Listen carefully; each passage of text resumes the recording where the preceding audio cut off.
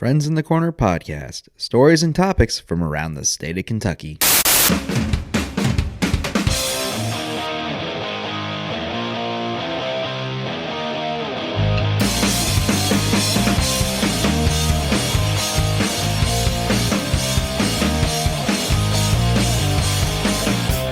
Welcome to Friends in the Corner podcast. Stories and topics from around the state of Kentucky.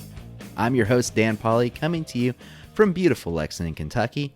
The show drops the day after Mother's Day, so I hope all of you had a chance to celebrate with your families in a special way this week. And we're happy to welcome you guys into May as well. And as things start to get back to normal in our country, as normal as they possibly can be, we're very excited for this month for all the amazing episodes we're going to be bringing to you guys. That includes this one today as we get the opportunity to talk to Drew Hannush from Whiskey Lore. Drew is the host of two incredible podcasts, Travel Fuels Life and one of my personal favorites, Whiskey Lore.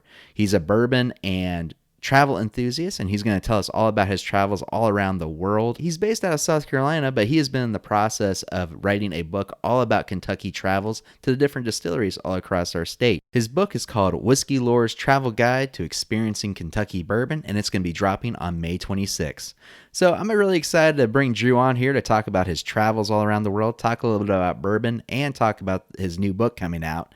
But before we get into talking to Drew, I want to tell my listeners that if you enjoyed today's episode, there's a few things you can do to help us out. If you're listening to this episode on Apple Podcasts, be sure to leave us a review on there.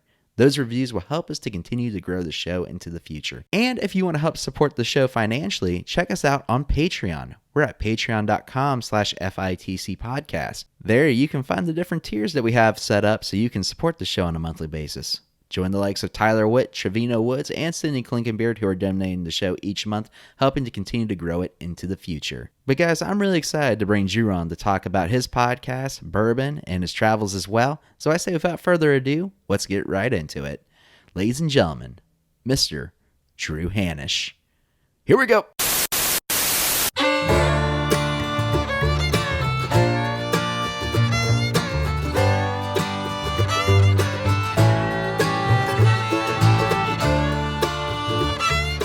Back with another special guest, Drew Hannush, a traveling and bourbon enthusiast, host of Travel Fuels Life and Whiskey Lore. Drew, how are you doing today? I'm doing great. How are you doing? I'm doing good, all things considered, with everything going on in the world. I'm assuming you're probably not doing too much traveling these days. No. Here I'm doing a book about Kentucky bourbon, and I'm planning out how I'm going to do the launch for it. And I'm saying, man, I would love to go up to a Kentucky distillery and do, the launch of my book, but I'm having to find a South Carolina distillery to do it at. So that still works, and it kind of is a shout out to craft distillers of the world. But yeah, I told them, I said, it feels a little awkward doing a Kentucky book in South Carolina, but we're going to try to pull it off. Well, that's something you got into. We're going to be talking a little bit about your book you have coming up here a little bit later on in the show. But yes, before the book was starting to come out, you did a few different tours of Kentucky. And I know that's how we first met. You came down to Castle and Key Distillery to do a tour with me. We got to exchange cards. And since then, I've been listening to your show. Really loved listening to it and really kind of seeing all the different travels that you've gone through. So, just to kind of get things started here, Drew, can you tell my listeners a little bit about who you are and where you're from? Sure. I was born in Michigan, but I grew up in Asheville, North Carolina, and have pretty much hung around North and South Carolina most of my life.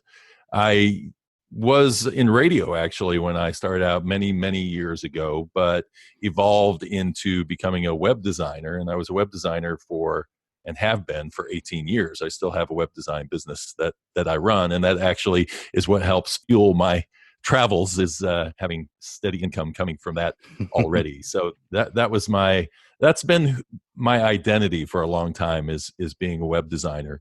But what's interesting about that life path is that after being a corporate webmaster for 5 years, I got laid off right after 2001 when we went through a little recession at that point. And I had a decision to make. And the decision was, do I go into web design, or I've really always wanted to be a travel writer? Maybe I should just go back to school. So I decided to go back to school. but also was doing web design to supplement my income on the side. And after a year's worth of going to school, suddenly the web design company just took off, and there was no choice really. I had to go where the money was with web design. And so here I am 18 years later. It's like, wow, okay, I just put that travel on pause for 18 years, but now it's time to start kicking it up again. So so that has become much more of what I've been doing over the last 2 years, is doing a whole lot more travel. Yeah, and I've gotten a chance to listen to both of your podcasts, both of your shows and blogs, Whiskey Lore and Travel Fuels Life. They both do a good job of highlighting your passions in your life, including history, travel, and whiskey. And I'd love Yep. to kind of unpack all those during this episode here, especially since we just started talking about traveling. So what was it that really got you passionate about traveling? Traveling all started with my dad. He also liked to write. He loved to research, and he loved history. So I am my father's son. It really all started with us going out while he was doing his research for books on presidents' families. So we traveled to just about every state east of the Mississippi by the time I was 15 years old. And I'd been to every president's graveyard, home, you name it, presidential library, pretty much covered the gamut growing up. And my father just exuded history. And so anytime you went somewhere, if we went to Colonial Williamsburg, it was like I had my own tour guide. He just was so full of great stories and information that it was exciting to listen to that. So I got both my history and my travel through my dad, and I feel more comfortable on the road than I do at home. It's just, and that makes times like these really awkward, because it's like, I don't know what to do while I'm here. I guess I'll write books. I guess I'll, keep podcasting and doing that sort of thing. But that travel bug gets in you, and it's hard to let it go. I know you were mentioning about kind of getting your book started and trying to come up here to Kentucky to a distillery to promote it. But was there any other travels you had planned that kind of got kibosh because of COVID? Yeah, I actually, my sister and I were going to go to Spain, and I wanted to go down to the southern region where I could go see where the sherry casks that everybody's using are coming from. So that was one thing I wanted to do. And I had a week-long trip planned for Ireland, and I was going to go do Irish distilleries and just circle the island and go to every open Irish had it all planned out, had some interviews set up, and then along this came, so everything's just gotten put on hold for a while. I'll get there. I just haven't like everybody, I just got to wait this thing out. So before the pandemic took place, you've had the opportunity to travel to a number of different places, but what's been some of your favorite places you've traveled to so far?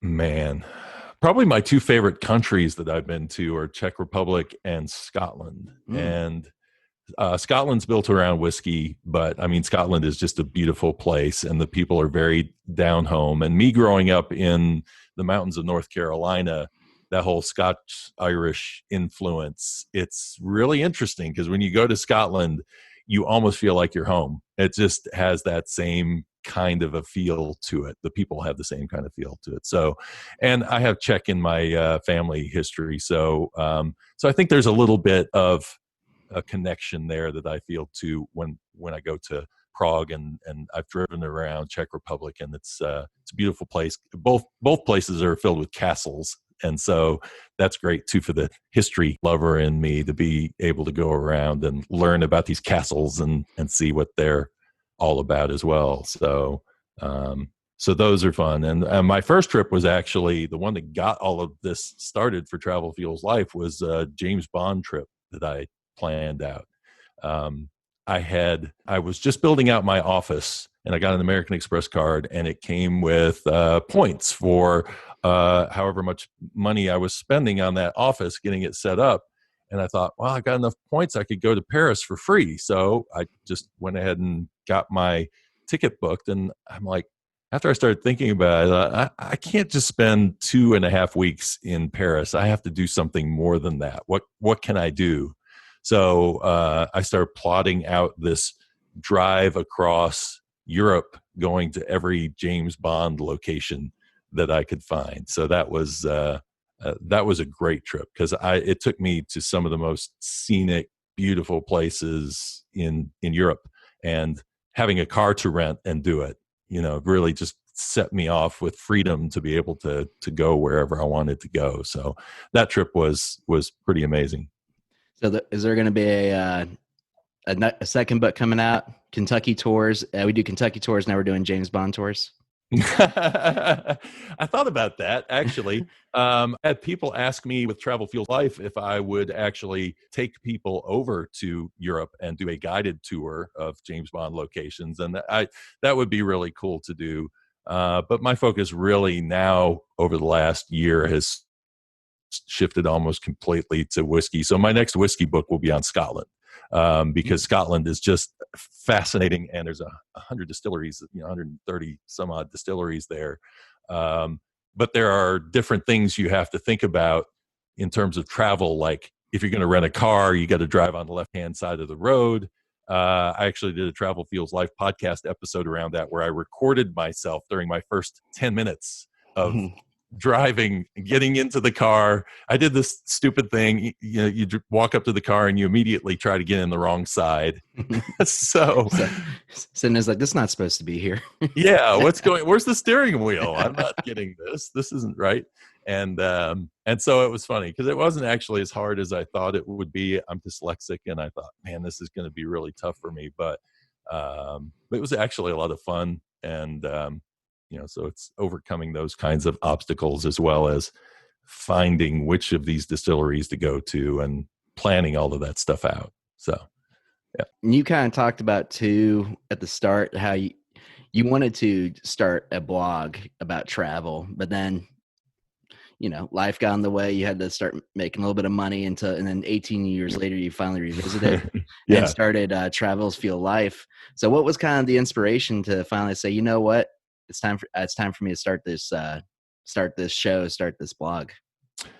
I have to give a shout out to Tim Ferriss, because I read his book, The 4-Hour Workweek, and it basically, while there's a lot of stuff in there that I don't agree with in terms of how you run a business, for a business owner, being able to figure out how to optimize your business down to a point where you're really not that necessary to being there all the time is helpful. And so what happened was, I really had no plans on starting a travel lifestyle when I read that book, but I started putting some of those different techniques in play, and organizing my office and getting it to where I didn't need to be chained to my desk all the time. And I still sat behind my desk, but I was just sitting there going, what do I do? What do I do? What do I do? And so finally I said, why am I wasting this time? With the internet now, I can go have meetings online with people, and I'm able to disconnect from my desk and still keep in touch with people and do my work on the road. Why don't I just go? And so that James Bond trip is what opened my eyes to it, because when I took that trip, I started thinking, I should write about this, and I should get, tell people where these places are at and kind of help them out. And so I started writing the blog, and then I started thinking, wait, I need to do more with this, because it started out as drewhannush.com, and it's evolved into Travel Fuels Life, because I thought, man, I could help people with a lot more than just this, and I've got the time to go travel. So let me stretch my wings a little bit and see what I can do with all of this. So it just evolved in a very odd way, and then all of a sudden it slipped into whiskey, because I was when I was looking for another theme trip to do, and my friends were drinking bourbon and scotch, and I'm like, oh, I've been a beer drinker all my life. What do I, but I had been wanting something different, because I was kind of worn out on beer, and but I had a bad incident with a bottle of Jack Daniels when I was much younger, and that I couldn't even smell whiskey for a long time because of that. So that's what kept me away from whiskey for the longest time. but man, once we started doing little tastings over at my friend's house, I got curious about it, and I thought, well, I should do a theme trip up to Kentucky. So that's when I broke out and said, you know what? All right, I'm gonna pick out 19 distilleries, odd number. I'm gonna pick out 19 distilleries to go to in 8 days, and I'm just gonna learn about bourbon. I'm gonna immerse myself in it and really learn it from front to back. So that's how I ended up evolving from travel then on into whiskey as well.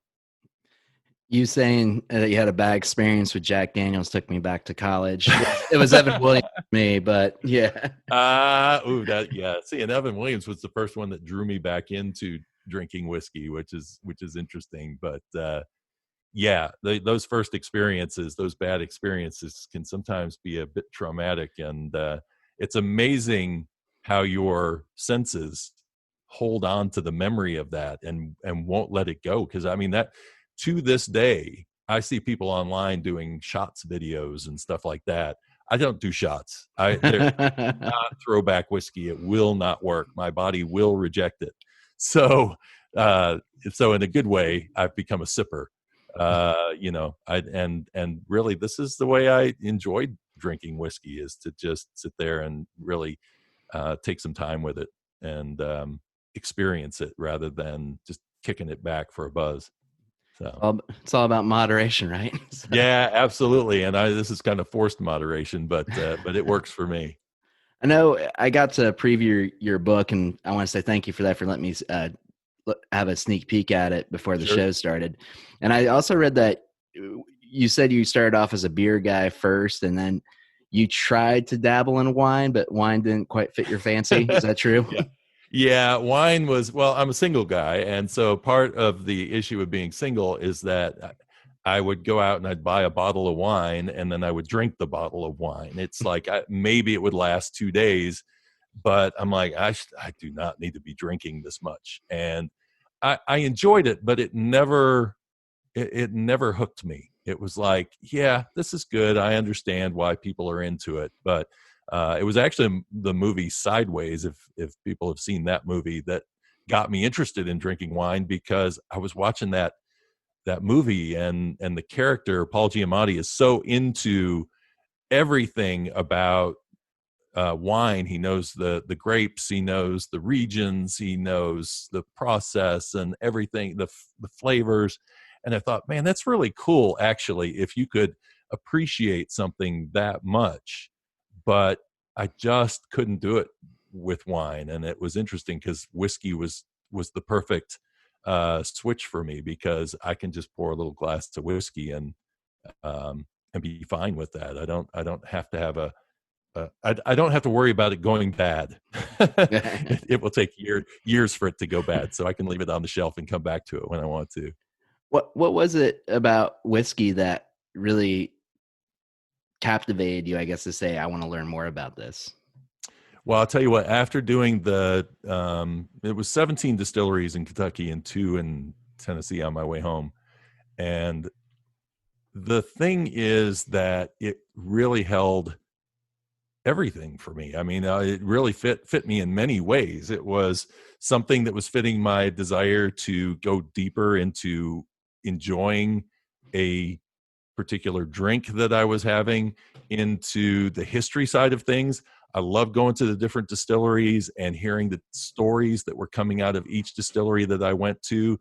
There's such a depth of American history and whiskey history, and just seeing the evolution that fascinated me. And then on top of that, the process and understanding the nuances between all the different distilleries. And when I started this, I said, there's a story behind every label, and that's really what I wanted to get at, was finding what is it that the marketing department isn't telling me about this whiskey that's really going to be fascinating, and something that will make me appreciate it even more. And what I found was, as I was going to distilleries, I'd be on the tours, and then all of a sudden I'd hear conflicting historical information. And I'm like, okay, this isn't quite right. I'm sorry that I just do what I'm told. My bad. Right. And I think that's true for a lot of people. Honestly, I think that's the same for historians, because um, I find that as I'm trying to research this, there are so many people that are trumpeting the same things over and over and over again. And it's funny how something can be lore, and then all of a sudden it turns into pseudo fact because so many people have repeated it, that me, as somebody going to look for the historical factual information, suddenly I start finding that 8 different people have said this, but I can't use the old theory that if you can find two sources that corroborate it, that it's the truth. That's so wrong. And I discovered that with the episode I did on General Grant, because I was trying to. There's a story where Abraham Lincoln was approached when he was deciding that he was going to make Ulysses S. Grant the head of the army. And they were saying, don't you know he's a drunk, and you don't want to put a drunk in charge of the whole army? And he said, tell me what brand of whiskey he drinks, and I'll send a barrel to all my other generals, because they'll fight, and he fights, and that's what I need, is somebody that can fight. And so when I started researching that story back, I found lots of people who were telling that story. But as I got back to the truth of the story, in reality, Lincoln was asked the question as to whether he had said that or not. And he said, I wish I had, because it's a great story. But he said it's actually related to a story about General Wolfe and King George the Second, I believe. It's just a paraphrasing, basically, of an old story that came from them. And as I was doing the research, I'm like, wow, this is interesting, because again, everybody will trumpet the same story over and over and over again. But in reality, it may or may not be true. And let's dig in and see whether it is or not. So that's really kind of where whiskey lore came from, was, man, I'm hearing these stories and I'd love to tell them, but I'd also like to find whether the conflicting stories, which way does it go? What is the true answer? And if there is no true answer, then I'll say that too. I don't know. There's really no answer. So it's been fun investigating all of that. It's something interesting, as we've kind of talked about here, with some of the history and lore. And you may know this better than me, since you've been to Europe and you've seen some of these other distilleries, but I've been told overseas with Irish whiskey distilleries and Scotch distilleries that they kind of have their history a little bit more down to a T, where they can tell you this is the exact date of when things happen. But bourbon is not quite as well documented. Would you agree with that? I would not agree with that. I would say that they are fishing as much as they're trying, and they do have a lot more records. For instance, I just went to Glen Turret, and they have a woman there who is doing a lot of their history, and similar to Kentucky, they're whiskey environments. So the news is going to report what's happening in the distillery a little bit more in Kentucky and Scotland than they will, say, in South Carolina. Something big would have to happen in South Carolina for a distillery to suddenly show up in the news. But I think it tends to happen a little bit more in Tennessee, Kentucky, and Scotland and Ireland. What I found fascinating with Scotland was that their history doesn't really go back much further than ours does. You would think that it would, slide way back, but it was going to Lindores Abbey, the spiritual home of Scotch whiskey. That was 1493 when Scotch was first mentioned, but Scotch was completely underground until 1823. And then in 1823, it really started to come out of the shadows and become something known and something that people were selling. There were distillers before that, but they paid so high a taxes, and most of them were blenders. So single malt whiskey was way too rough for people. And actually, the Irish were considered to be the better distillers at that time over the Scots. So it's interesting to trace this because I knew very little about Scotch history too. So it was nice to. It's nice to now have a little bit more of a foothold on the differences between the two. But yeah, tours are very similar. Process is different, but and the joy of a Scotch distillery is seeing the pot stills, because every distillery has a different pot still, and the shape of those pot stills is what defines the character of their single malt. So It is interesting to me that despite how big it is, the whiskey industry just has so much myth and lore around it, so much so that it inspired you to start your own podcast about it.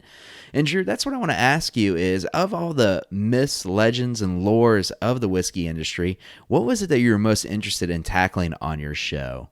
But before we get into that, I want to take a moment to talk to my listeners and let them know that we have a new platform for you to listen to on Friends in the Corner podcast. We are now available on iHeart Radio. So download the iHeart Radio app today to listen to Friends in the Corner podcast episodes to the future and in the past.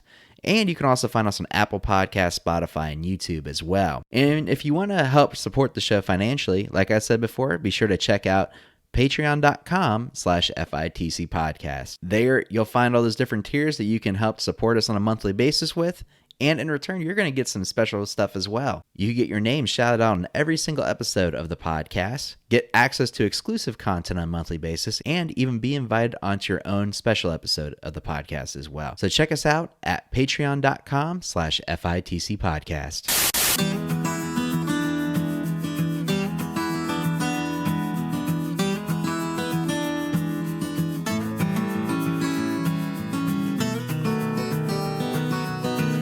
So, as you've kind of said, you've been going around to these different distilleries up here in Kentucky just to check them out and learn a lot about what might either be the truth or fiction, depending on which tours you're going into here. And it's kind of developed into this podcast, the Whiskey Lore podcast, as you've presented here, where you're kind of tackling a lot of these myths around the whiskey industry. And so, just kind of asking, as we kind of start talking here about your podcast and your show, what are some of the biggest myths that you were wanting to tackle or talk about when you were getting the show started? Oh, there's some interesting ones. Sometimes I'll just hear things off the cuff while on a tour, and it'll set off a little alert in my head that says, okay, go ahead and put down a note that you want to study that. And one of them is during the tastings, is that people will talk about the tongue map, and they'll talk about that we have sweet flavors on the front of our tongue, we have bitter in the back, and then you'll hear people actually doing a tasting around that whole concept. And I had always heard that wasn't true, but I didn't know why it wasn't true or where it came from. So I did this whole episode where I dug in and researched all the way back into the 1800s to find out where this concept of the tongue map came from. And it was fascinating because it came down to basically a guy in 1900 creating a graph where he was doing tasting on the tongue and trying to detect if there were any differences, or if our taste buds in different areas had different flavor intensities. And he drew this graph out. But if you know how a graph should be drawn out, if you're looking down the left-hand side, you should be seeing a meter of some form, some kind of a intensity level, something that says this is 5, 6, 7, 8, 9. It shouldn't just be a wavy line and you kind of guess at what the answer is. So what happened was, on this graph, he said, bitter, sweet, salt, and sour. And then there's this wavy line showing intensities. And if you read that line, you would just assume that when it was at the bottom, that meant there was no sweet. And when it got to the top, that it was 100% sweet. And that's how it got misinterpreted. In reality, it was it was the slimmest of margins. It was like barely detectable differences in the different sections of the tongue. And then I'm going on tasting tours and people are saying, well, when you taste it, if you put it on the front of your tongue, you'll taste this. And when you get to the sides of your tongue, you'll taste this.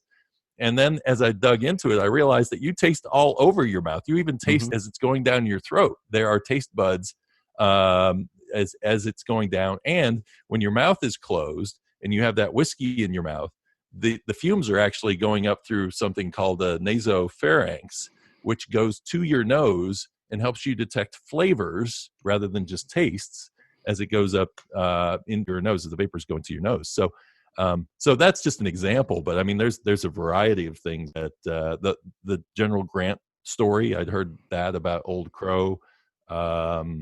I had heard where is the origin of the name Bourbon, and I've heard many stories on that. And it took me going to New Orleans and talking to somebody in New Orleans to kind of dispel that end of the myth that I had no idea about New Orleans. So it's like, these are little gifts. You start chasing one story, and then all of a sudden you start learning more about history and regions and everything else. It's all interconnected in many ways.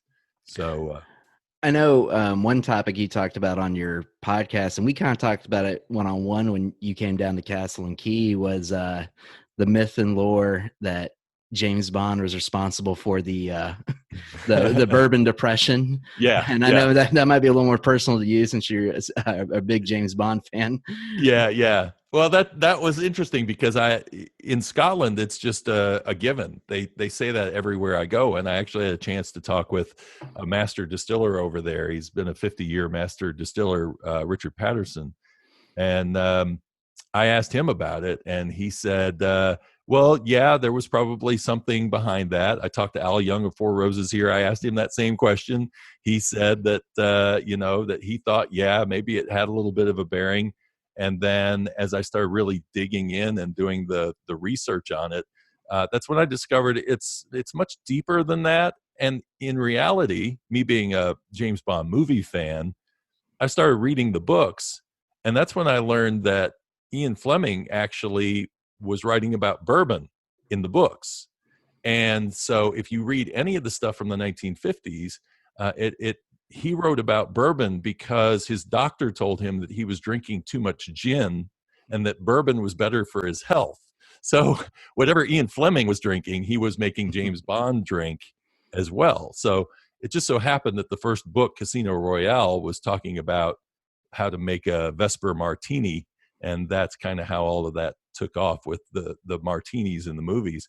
But it was actually bourbon was his main drink of choice. As I started digging in, I'm like, oh, this is interesting because he gets blamed for the death of bourbon and whiskey over all those years. But in reality, he was a bourbon drinker. And for those who are listening to the show who may not know some of the background, there's been topics brought up that when James Bond came out in the 60s, because the martini shaken not stir line, that's what caused bourbon to decline in value because they wanted the white spirits. They didn't want the brown spirits. And like you mentioned, Ian Fleming pictured him as a bourbon drinker. And then later on, like I know the Casino Royale movie shows Daniel Craig drinking some bourbon in that show too. So they started to get back to the roots now with it seems like in the movies.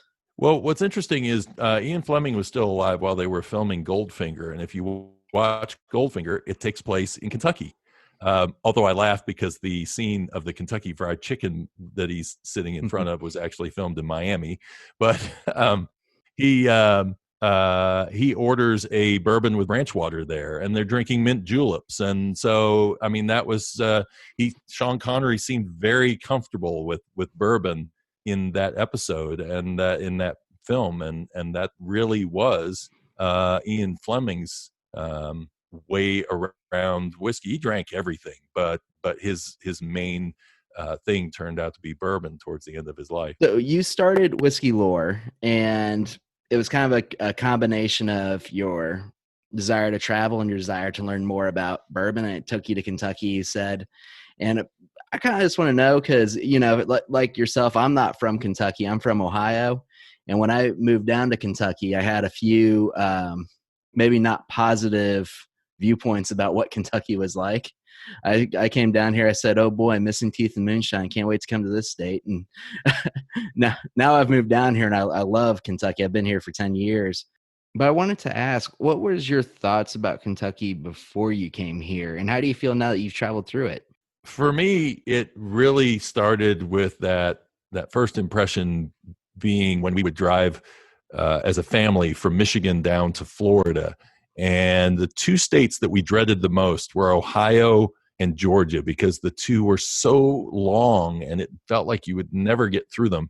And then all of a sudden it was like Kentucky and Tennessee were these two little oases in the middle. You'd have the Kentucky bluegrasses and you'd start climbing up into the mountains. And then as you're kind of rolling down through Tennessee, you've got more mountains as you go along. So it's funny because I always had a very positive impression of Kentucky. And then I grew up in the mountains of North Carolina. So, I'm used to, Appalachian culture. And, I went to a high school where we lived, where we said we had the rednecks on in one half of the school, and the other half of the school were the Biltmore kids who had all the money. So we were very, have and have not kind of a situation. I'm the one middle class person in the middle of it. So it's that's never really affected me that much. I more look at the scenery and then get to know the people more comfortably, I guess. I don't know. I just I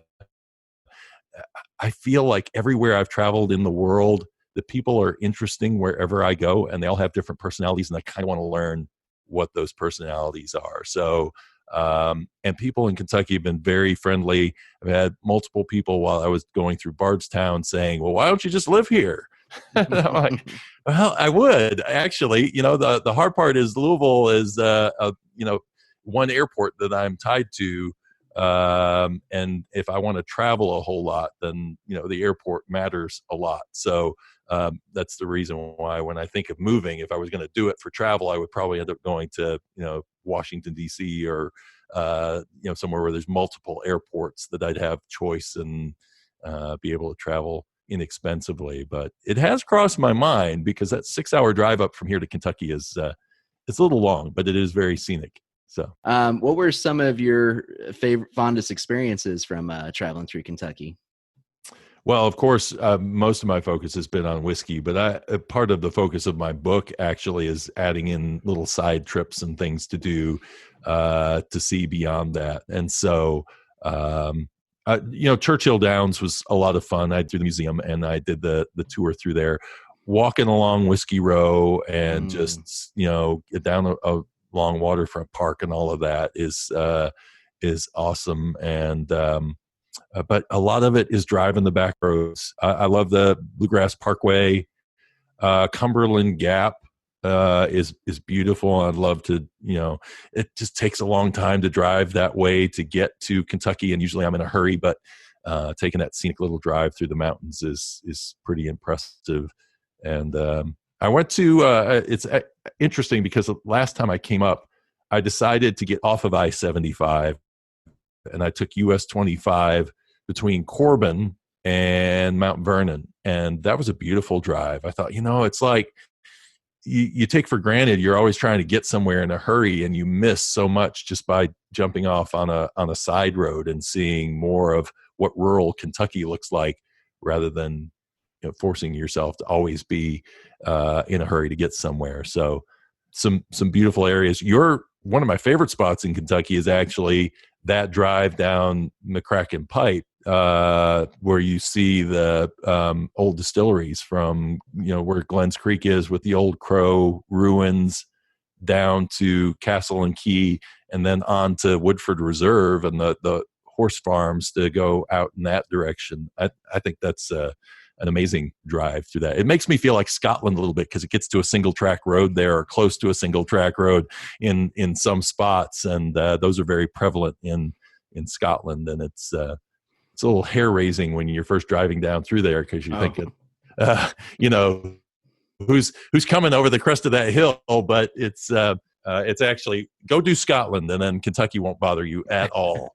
I was going to say I've had a lot of close calls on that road, so I've had my full on that. But I think that's true because like I live around here, and sometimes I probably take for granted just how beautiful the scenery is. Like, and I'm just trying to get to work or trying to get to where I need to be. You realize just how beautiful some of these horse farms out here are, and some of this land. So it's been good. Kentucky's been good to me the last 10 years. So, yeah, I do my best to try to take some side roads when I can, because it's there is a whole lot more to see. And I know during your travels up here, and we kind of talked about him a little bit earlier on in the episode as well, but I know you had a chance to sit down and talk with Al Young, who was Four Roses legendary brand ambassador, who unfortunately passed away this last December here. So, a lot of people, he was such a larger than life personality in the bourbon industry. Mm-hmm. And I just wanted to kind of hear from you. What was it like to sit down with Al and talk to him? And, I don't know this for sure. You may have been one of his last interviews he had before he passed on. Yeah, that was, I interviewed him in the first week of November, and he passed away on Christmas or day before Christmas. Yeah. So that was, it's interesting because part of what I wanted to do with this is also get some of those voices that that are disappearing before they disappear, because they have so many stories to tell. And for me, Four Roses was a fascinating story. And it was actually my most disappointing distillery tour that I did on my first trip up, because I was so juiced to hear the story about Four Roses, and they were still under construction. They were, they're working on doubling their capacity. And so they were, and I ended up having an intern doing the tour, and there wasn't a lot of history, and that kind of frustrated me. But to me, the story that was most fascinating were the years that he was there. And I think he was a little humble about some of that time period, the Seagram's years, when they weren't selling any Four Roses here besides a really bottom of the shelf light whiskey.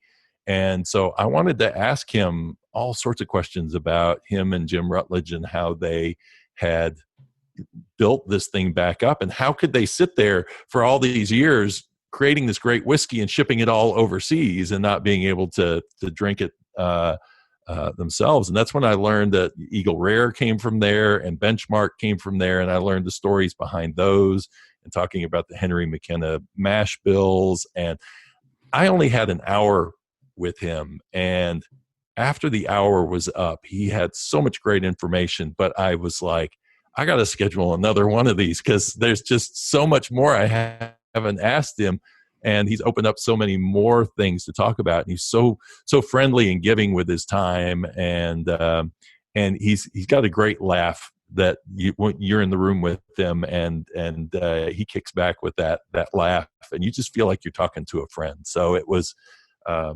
great experience for me. It's definitely one that I won't forget. Yeah, I know at Castle and Key, we've had a few people that came to us from Four Roses, and a lot of them did take Al's passing pretty hard because they knew him. They were really close to him. They called him. They said he was like family to them, and definitely a loss in the industry, but really cool that you had the opportunity to sit down and scratch his brain for a little bit. Yeah. He probably forgot more history about the industry than we would remember. So yeah, absolutely. Well, and that's a fascinating story. Like I say, the fact that Four Roses just disappeared for so long, and its triumphant return, and it really was on the backs of those two guys doing it. And so I know there were a lot more stories we probably could have dug into. Now, I know earlier on in the show you were mentioning about some of the travel snafus you had going overseas. With sitting in the wrong side of the car and a few other things like that. When you were planning your Kentucky trip up here to check out these different distilleries, was there any types of challenges you had when you were traveling? Well, actually, the only real issue, I'm a pretty seasoned traveler, and have been around for the most part. I do a lot of research, so I try to avoid the snafus as much as possible. But the one thing that I learned was, I was going through this thing where I was trying to figure out how to get away from bug spray with DEET. So I bought this bottle of this perfume. It's very powdery, perfumey kind of stuff. It's the version of off that comes without DEET. And I sprayed some of that on myself. And I went down to Daniel Boone National Forest, and I got out of my car and I started walking down to see the Cumberland River. And as I started walking down, this bee started buzzing around me. And then all of a sudden, two bees started buzzing around me. And then all of a sudden, I had this swarm of bees around me. And I'm like, I got to get out of here. And they were all attracted to this off spray that I put on myself. It was like, never, never again.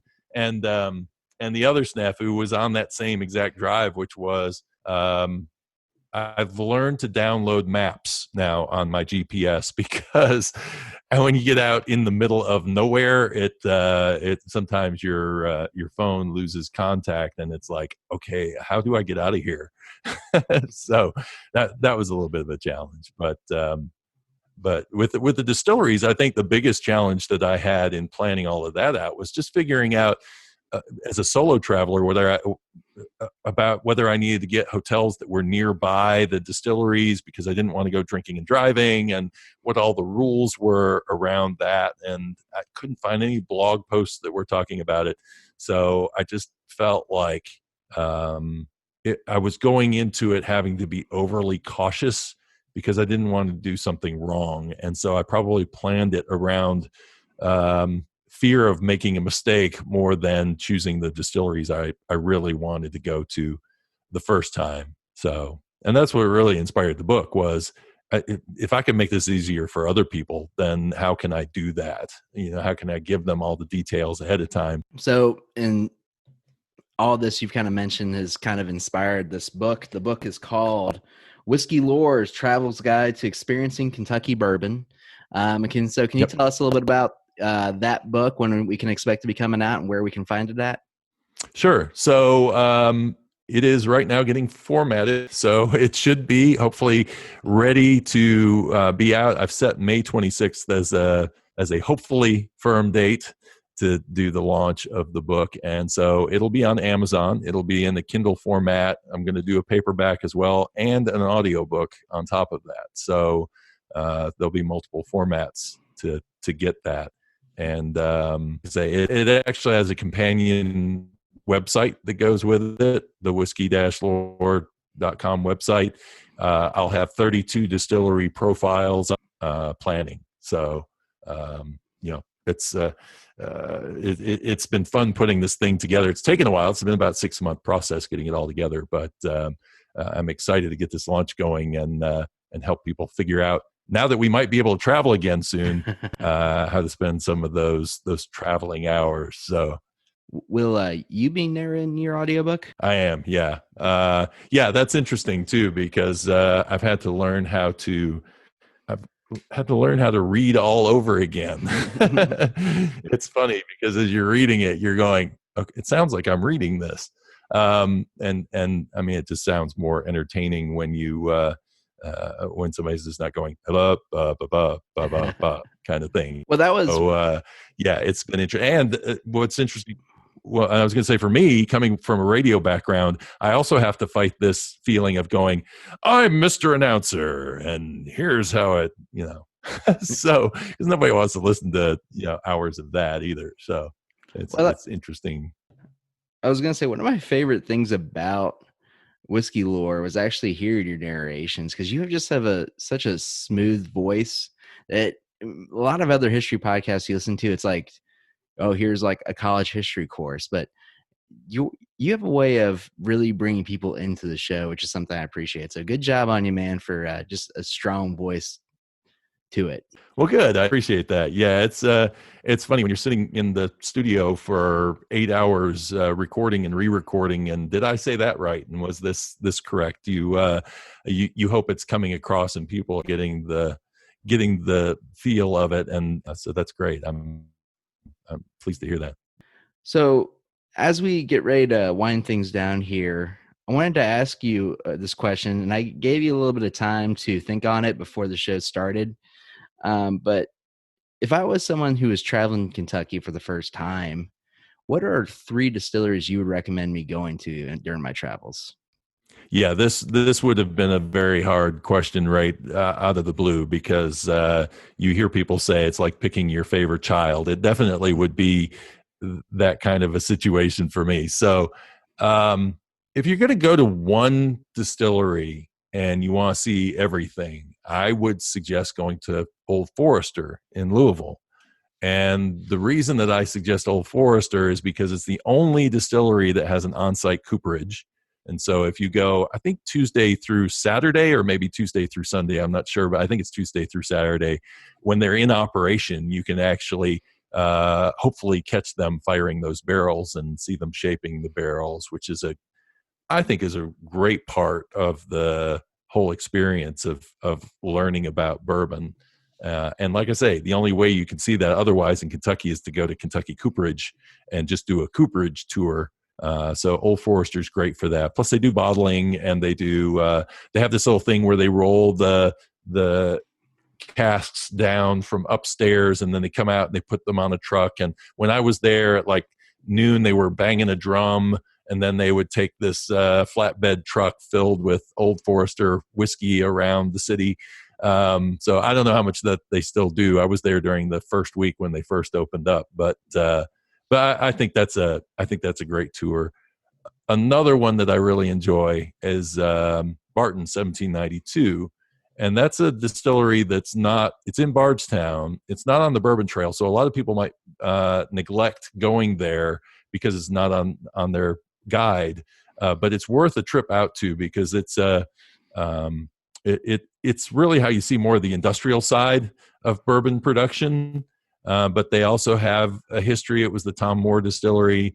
And so you get some of that history as well. And if you do the estate tour, all their tours are free. The estate tour is a limited tour that runs once a day at 11 o'clock. You have to sign up for it ahead of time. And it is a 2+ hour immersive tour through the distillery process and seeing all aspects of it. And you get to see the world's largest bourbon barrel. So that's an added attraction. So that's a good one. For number 3, it's a cop out, but it kind of leads into the whole reason for the book as well. I think just like whiskey, there's a distillery for everybody. There's one that's going to hit your sweet spot. And every distillery I've been to in Kentucky has something to offer. They all have their own personalities. You won't get bored going to 19 distilleries. They all, have subtle nuances to them and things that they focus on. So for me, I say, choose a distillery that really kind of fits you. Everybody's got a different personality. If they like history, if they like the process. If you go to Buffalo Trace, they have warehouse, and they focus a lot on that. Or if you want to see, E.H. Taylor's dream of the Castle Distillery and the showplace, then Castle and Key is great for that. Or go see the ruins at Glens Creek and see how a bunch of really hardcore distillers who want to be renegades do it over at that distillery. It's just there's a wide variety, so it's kind of just picking the one that fits you. Well, very cool. Well, definitely some good distilleries to check out. I've been to a bunch of them. They are worth the trip. Everyone's got their own flavor, like you said, to it. So if you're going to come out to Castle and Key, be sure to book Dan for all your tour experiences. Absolutely.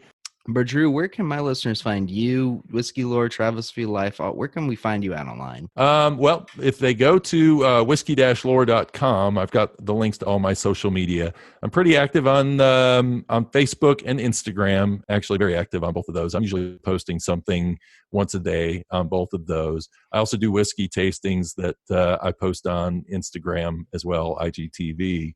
And then I'm on YouTube. But you can find all of those links just by going to whiskey-lore.com.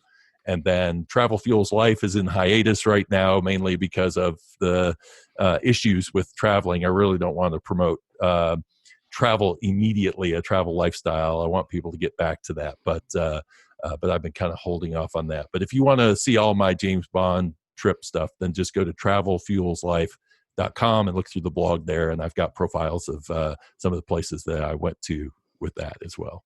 Well, Drew, it's been awesome having you on, and I'm hoping when things lighten up here a little bit, you'll be able to start traveling again, and hopefully you'll come back up and see us up at Kentucky. You still need to come back to Castle and Key when our bourbon comes out. Well, thanks, Dan. I appreciate not only the tour was great, and everybody does need to go down to Castle and Key and check that out and ask for Dan and look for Rick Key. I didn't get to see Rick Key, but I understand you take care of him a little bit. A little bit. We all kind of pitch in. He's a little bit of a stinker sometimes. Sometimes he wants attention. Sometimes he doesn't. He's got his own personality about him. So the distillery cat was something I learned about while I was on distillery tours through Kentucky too. So definitely somebody to check out. But no, I appreciate it, and thanks for having me on the show and let me talk a little bit about whiskey and history and travel, my favorite things. Till next time, Drew. Thank you very much. All right, and that is it for our interview with Drew Hannush from Whiskey Lore. I want to thank Drew for coming on and telling us a little bit about his show, his travels, and his upcoming book he has. Be sure to get your copy of Whiskey Lore's Travels Guide Experiencing Kentucky Bourbon, available May 26th. Go to his website, whiskey-lore.com, to get more information. And be sure to follow Drew on Facebook and Instagram as well. You can find him at Whiskey Lore. And while you're in the process of following him, be sure to check us out as well. You can find us on Facebook, Twitter, and Instagram at FITC Podcast. Check out our Patreon page at patreon.com/FITC Podcast. And feel free to email the show at any time at friendsinthecorner@gmail.com. That's friendsinthecorner, all together lowercase, at gmail.com. But I want to thank you guys for listening to another episode of Friends in the Corner podcast. I want to say Happy Mother's Day to all the mothers that got to celebrate this past weekend. And we hope you all stay happy, stay healthy, stay blessed until the next episode. That's a wrap.